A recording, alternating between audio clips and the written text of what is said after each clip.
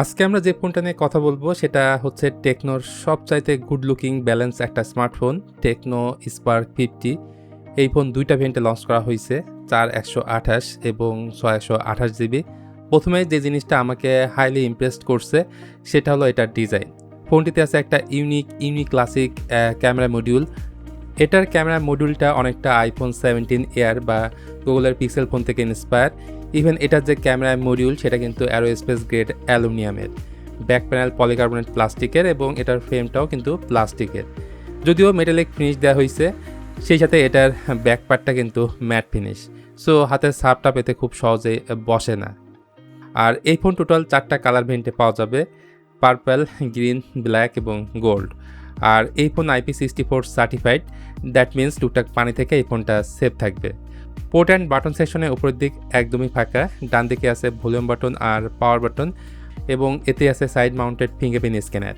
নিচের দিকে আছে 3.5mm headphone jack, primary mic, USB type C port and speaker grill. তার পাশে আছে সিম কার্ড ট্রে। এখানে দুইটা সিম কার্ডের পাশাপাশি একটি মাইক্রো SD কার্ড লাগাতে পারবেন। তাছাড়া ভাই বিল কোয়ালিটি যথেষ্ট শক্তপোক্ত, কারণ এটাতে আছে মিলিটারি গ্রেড 18S এর সার্টিফিকেশন। এই ফোনটায় প্রসেসর হিসেবে থাকছে মিডিয়াটেক ডায়মেনসিটি 6400। এটা 6nm ফেব্রিকেশনে বিল্ড করা এবং এর ক্লক স্পিড হচ্ছে 2.5 GHz, যা মূলত এন্ট্রি লেভেল টু বাজেট ফোনের জন্য তৈরি করা একটা 5G প্রসেসর। ইনফ্যাক্ট এই ফোনে 4GB এবং 6GB র্যাম আছে আর ইন্টারনাল স্টোরেজ আছে 128GB।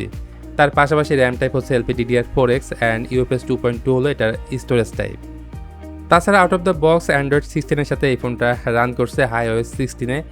আপডেট নিয়ে এখনও তেমন কিছুই জানা যায়নি, তবে লেটেস্ট কিছুই কিন্তু এখানে থাকছে। এখানে 8টা কোর আছে, এর মধ্যে 2টা কোর হলো 2.5 GHz এর, যা কর্টেক্স A76 এর। পরবর্তী 6টা কোর হলো 2.0 GHz, যা কর্টেক্স A55 এর। এর ফলে ডে টু ডে টাস্কে ইজিলি হ্যান্ডেল করতে পারবেন। তবে এটা গেমিংয়ের জন্য একদমই আদর্শ কোনো ডিভাইস না। ফোনটার আন্ত স্কোর আসছে 3,67,000, যেটা স্কোরের দিক থেকে বেশি না। আর এটার মধ্যে যেহেতু ফিজিক্যাল র্যাম বেশি আছে, পাশাপাশি ভার্চুয়াল র্যাম বেশি থাকায় আপনারা মাল্টিটাস্কিংয়ের ক্ষেত্রে 5-8টা অ্যাপ্লিকেশন নিয়ে কাজ করতে পারবেন। সেই ক্ষেত্রে কোনো ধরনের ফ্রেম টপের সম্মুখীন হবেন না। এই ফোনে আরেকটা ইন্টারেস্টিং জিনিস আছে, ফিলিং কমিউনিকেশন। অর্থাৎ আপনার কাছে যদি সেম মডেলের 2টা ফোন থেকে থাকে, তাহলে 1.5 কিলোমিটারের মধ্যে কোনো ধরনের সিম কানেকশন, মোবাইল ডাটা বা ওয়াইফাই ছাড়া টোটালি ফ্রিতে কথা বলতে পারবেন। চাইলে ফাইল ট্রান্সফার করতে পারবেন। শুধু এটাই না, 4x4 MIMO technology plus 5G plus carrier aggregation, এই সবই কিন্তু এই ফোনটার মধ্যে আছে। তার পাশাপাশি এই ক্যামেরা মডেলের মধ্যে রয়েছে আই ব্লাস্টার। এর ফলে আপনারা চাইলে টিভি, এসি বা ফ্যান এই ফোন দিয়ে আপনারা কন্ট্রোল করতে পারবেন। বলা যায় এটা একটা কুল ফিচার। আচ্ছা, ক্যামেরাতে যদি আসি, 50 মেগাপিক্সেলের মেইন ক্যামেরা রয়েছে রিয়ারে, আর একটা অক্সিলারি লেন্স আছে, আর ফ্রন্ট সেলফি ক্যামেরাটা 8 মেগাপিক্সেলের। এখন এই ফোনের ব্যাক ক্যামেরা দিয়ে ভিডিও করতে পারবেন সর্বোচ্চ 2K 30fps এ। তার পাশাপাশি ফুল HD 30fps-ও করতে পারবেন, তবে এখানে স্টেবিলাইজেশন নাই। এর সাথে সাথে slow motion, time lapse, sky shop and dual video mode এই ক্যামেরা অ্যাপসের মধ্যেই আপনারা পাবেন।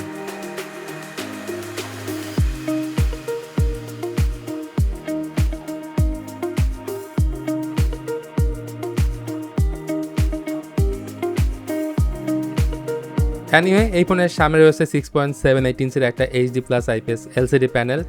এর রেজলিউশন হচ্ছে 720x1576। নিশ্চয়ই এটা শুনে অবাক হচ্ছেন, এটা একটা HD+ ডিসপ্লে। 120 Hz পর্যন্ত রিফ্রেশ রেট দিতে পারে এই ডিসপ্লেটা। উপরে 3 দিকের বেজেল ঠিকঠাক থাকলেও লোয়ার সিনটা আবার একটু মোটা।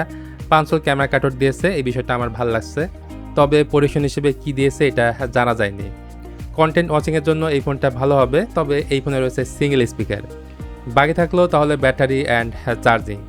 স্পার্ক 50 5G ফোনের মধ্যে ব্যাটারি আছে 6500 mAh এর, আর এত বড় ব্যাটারিকে চার্জ করতে ফোনের বক্সে থাকবে 45 ওয়াটের একটা চার্জার।